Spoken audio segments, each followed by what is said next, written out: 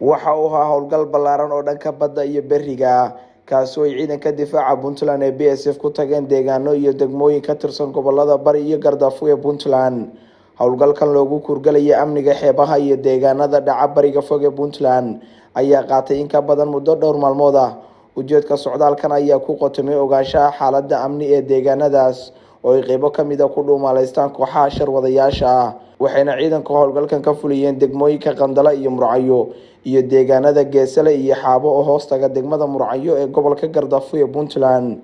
saraakiisha hogaaminaysa ciidanka difaaca Puntland ee BSF ayaa kulamo la qaatay bulshada deegaanadaas iyo gudoomiye ku-xigeenka gobolka Gardafuo, waxayna kala hadleen xoojinta amniga guud ee Puntland iyo la shaqeynta ciidamada Puntland oo saacad kasta u helan sugidda amniga guud ee Puntland. sidoo kale ciidanka BSF waxa ay deeq daawo oo kala duwan gaarsiiyeen degmada Murcayo iyo deegaanka Xaabo, waxayna dadka deegaanka uga mahad celiyeen ciidanka BSF deeqdan daawada ay soo gaarsiiyeen. waxa maanta booqasho noogu yimi ciidanka BSF ee Puntland aad iyo aad u mahadsan yihiin. waxay wadaan daawooyin bay wadaan kulay ugu soo talagaleen bulshada iyo dadka shacabka ay ugu soo talagaleen, ama waa markii labaad oo ay keenaan daawooyin iyo wax la mid ah.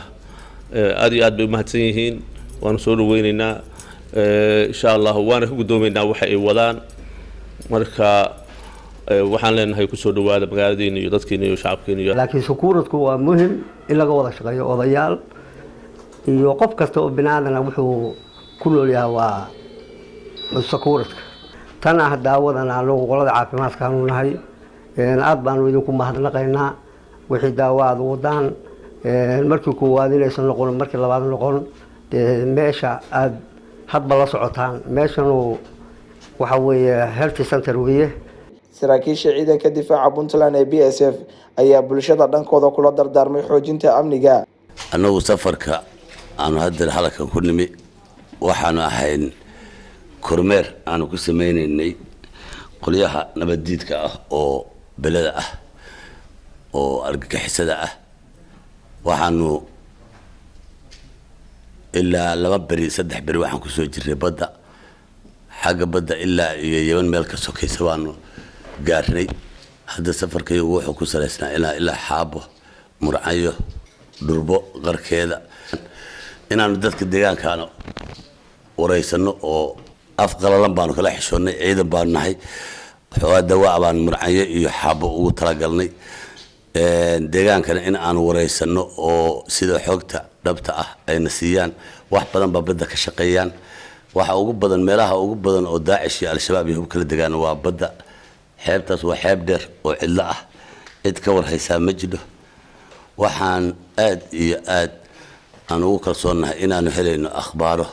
gabagabadii gudoomiye ku-xigeenka gobolka Gardafuo ayaa mahad ballaaran u soo jeediyay ciidanka BSF howlgalkan ay gobolka ku yimaadeen iyo ka warqabka dadka deegaanka. ciidankaas BSF oo uu wato taliye Gijaale ayaa kormeer ku joogay xeebahan gobolka Gardafuo iyaga oo xoog ka aruurinay dhulka xaaladda ay ku sugan tahay gobolku iyo wixii kale xog ay dheeraad hayaan.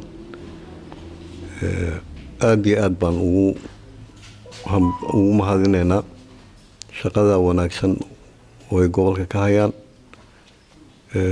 wixii xog ana kulay maamul iyo odayaalba iyo taliyaha ciidankiisa waa ka wada hadalnay.